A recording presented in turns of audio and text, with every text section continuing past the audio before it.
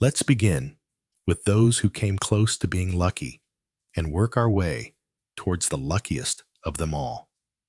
Number 7. James Marshall. James W. Marshall's story is one of the most fascinating you'll ever hear. It all began in 1848. Marshall, who was a carpenter by trade, was placed in charge of building a sawmill on the American River in California, while performing some of the final tests on the sawmill. Marshall spotted some reflective specks at the bottom of the river as he reached in and pulled it out. He was shocked to discover gold. Caught up in excitement, he revealed his discovery to a few of his crewmen and the landowner. In disbelief, the men quickly began testing the shiny metal, and after many rigorous tests, they concluded that it was some of the highest quality gold. The next morning, Marshall showed up to work and realized that his crew had gotten smaller. The following day, it had shrunk even more, and after a few days, Marshall was the only one showing up to his shift.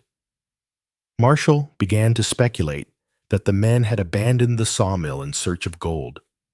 So he began exploring the nearby land. But what he discovered was much, much worse. Hundreds of trespassers were panning along the riverbed, all with the same look in their eyes. The eyes of men who had been infected with gold fever in the coming months. There were at least 4,000 men on the property mining for gold. James Marshall had unknowingly triggered one of the deadliest and most dangerous eras in history, the California Gold Rush. But even Marshall wasn't lucky enough to dodge the virus. And soon, he was on that same riverbed, desperately panning for his share of gold. Marshall spent years on that riverbed, but never struck gold again. And on August 10th of 1885, he died a poor man. Number 6. John Sutter. Perhaps the most shocking story on the list is that of John Sutter. John Sutter was a Swiss immigrant who went on to establish Sutter's Fort in central California. Sutter had received around 49,000 acres of land from the Mexican government in 1841. The goal was to create a self-sufficient city in the hopes that it would attract Swiss and German immigrants to California. With this dream in mind, he quickly began to hire men to build farms, ranches, distilleries, and mills. Years went by, and the possibility of building a city on his acres of land was becoming a reality. But what happened next? No one could have ever predicted. One day, one of his workers was adamant about speaking with him, and once they were face to face, the man opened his hand to show him what he had found. That man was James Marshall. John Sutter instructed Marshall not to tell anyone about his discovery, and almost immediately, Sutter began to purchase more land in the surrounding areas. But buying land took time. And before Sutter could begin to search for his gold, thousands of trespassers and squatters flooded his land, unable to remove them all. They savagely tore up every inch of his property.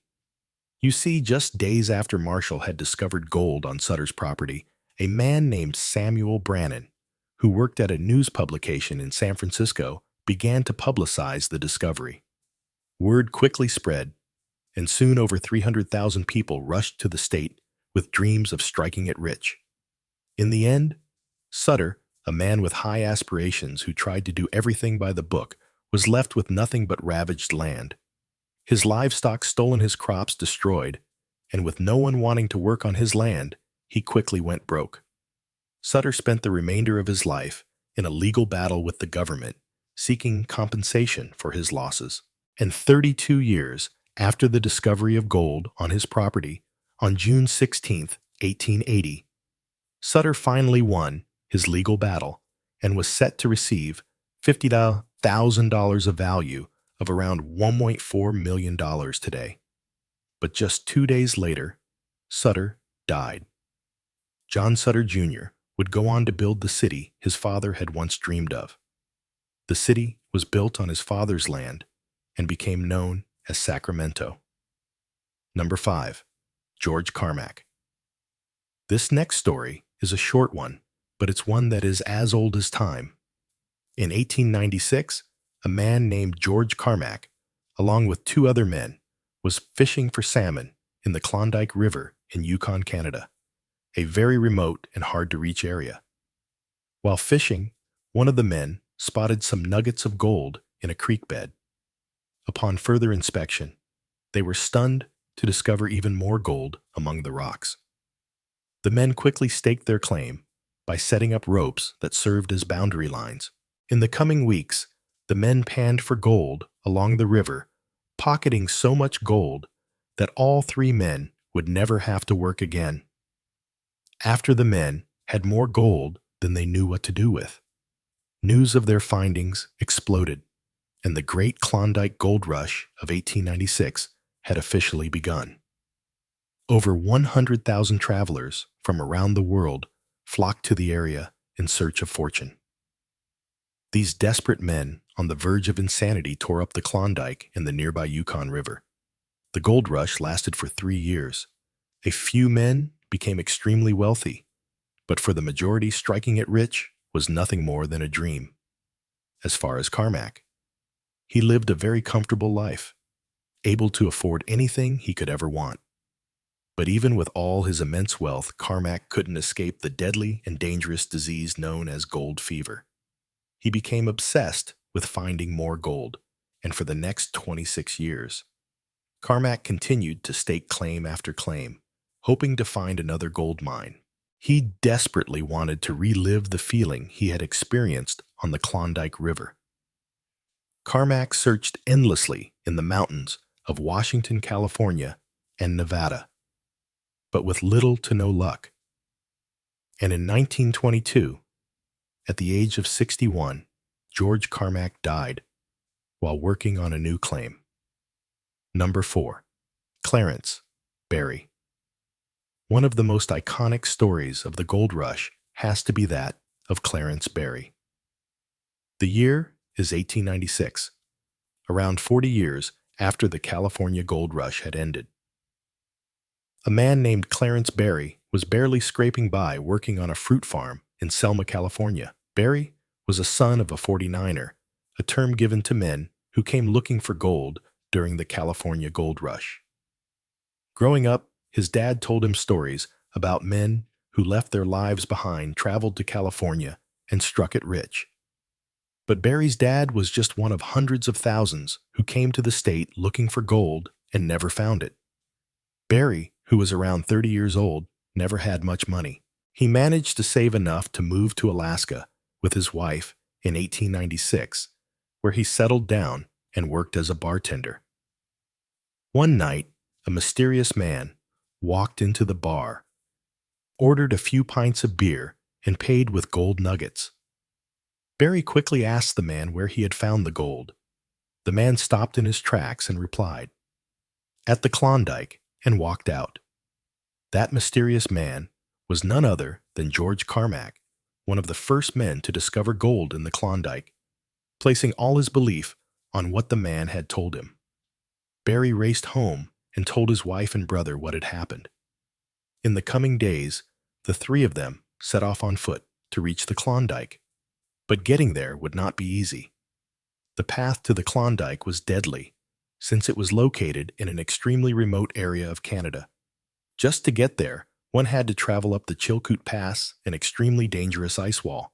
Then came the long and exhausting White Pass Trail, later known as the Dead Horse Trail, due to the thousands of pack animals that died there from exhaustion.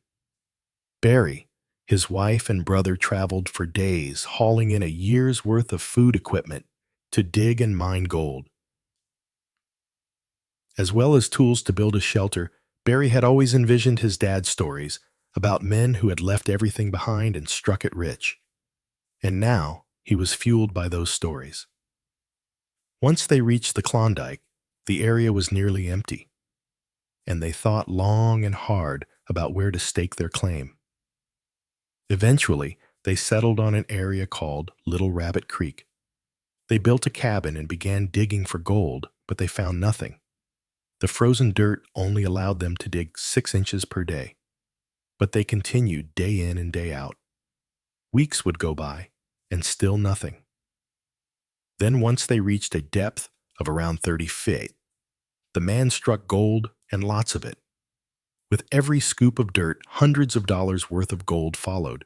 Soon they had buckets upon buckets filled with gold nuggets.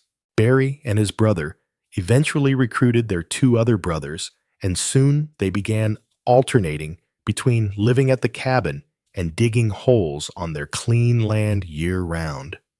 In no time, they had around $130,000 worth of gold, a value for around $5 million today. Soon after the man had acquired their gold, the news exploded. Large amounts of gold in the Klondike, and soon around 50,000 men from around the world poured in, decimating the Klondike River and the surrounding land. But as far as the Berry brothers were concerned, they had struck it big and left with their gold just days before the Yukon gold rush began. The Berry brothers went on to invest their money and started an oil company known as the Berry Corporation. Today, that company trades on the New York Stock Exchange, and in 1996, the company sold its 100,000th oil barrel. Berry and his brothers had done it. They not only became, but surpassed all of the men in their father's stories. Number 3. Samuel Brannan. This next story is one of pure luck and ingenuity.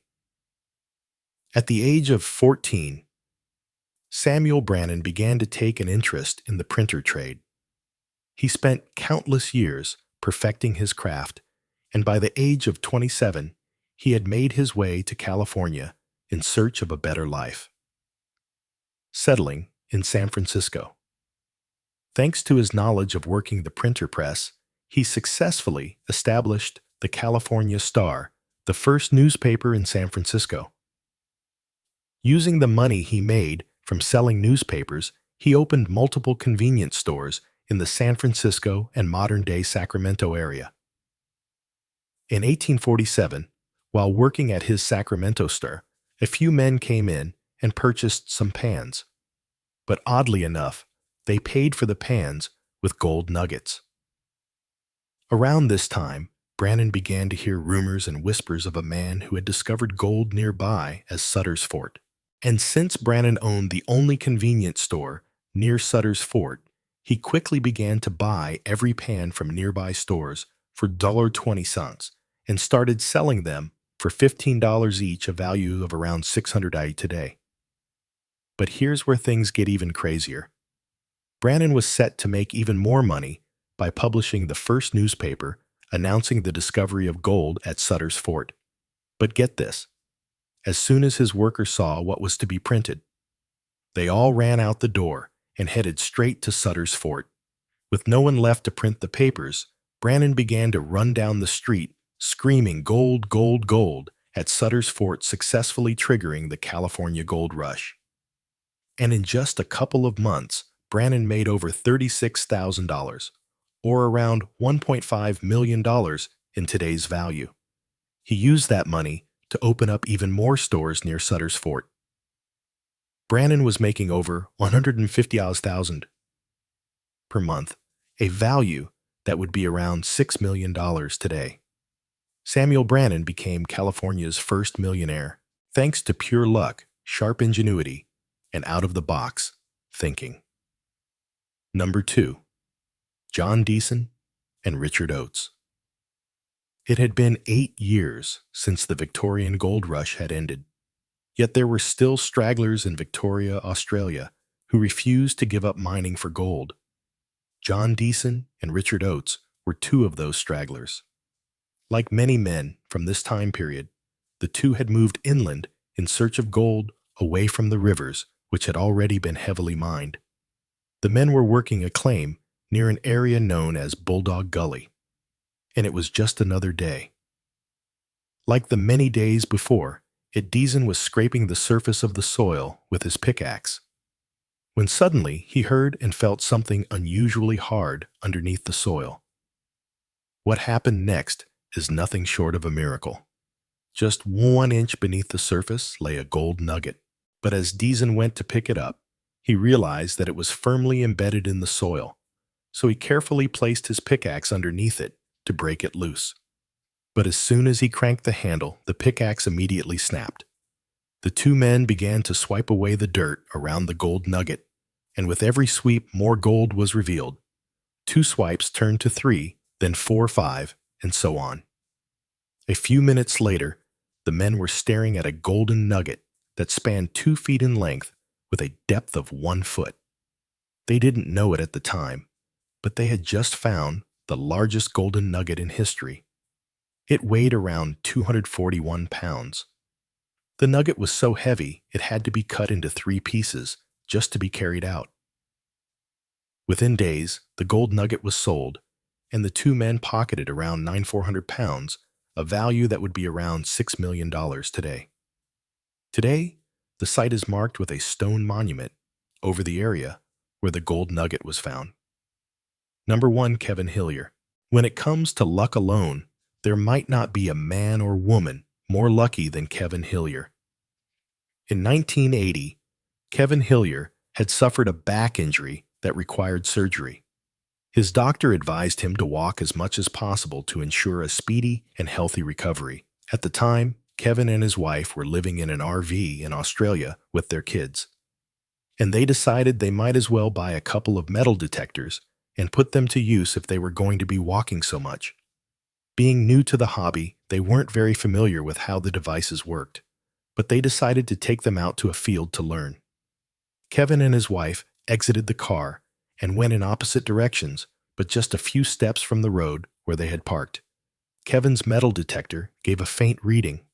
Not thinking much of it, he figured it was probably a malfunction and decided to keep moving as he began to walk away for one reason or another. He changed his mind. During this time, his wife Bep had been searching in a nearby area, but eventually headed toward Kevin to meet up with him. As she worked her way toward him from a distance, she saw what looked like Kevin on the floor. Thinking the worst, she quickly ran to him to see what was wrong, and as she got closer, she saw Kevin shaking with tears running down his face. Next to him lay a small hole in the ground, and inside the largest gold nugget she had ever seen. As they both began to frantically dig the nugget out, its size just grew and grew. It seemed to have no end. After some time, the couple were staring at a gold nugget that spanned over 18 inches in length and weighed 61 pounds, making it the second largest nugget of gold ever discovered. But it gets even better. The nugget was 99% pure gold, an extremely rare level of purity. Kevin and Bep were in such shock after discovering the nugget that they rushed back to their RV and placed it underneath their bed, sleeping on top of it for the next few days until they finally figured out what to do with it. They settled that the best way to sell it was through an auction where it was quickly sold to a Las Vegas casino for $1 million, a value of around $4 million today. The sale drastically changed Kevin and his family's life forever, as they became millionaires in the blink of an eye. Thanks to the gold nugget, the couple were able to purchase their very first home, choosing to live the rest of their lives beside the field that had given them everything.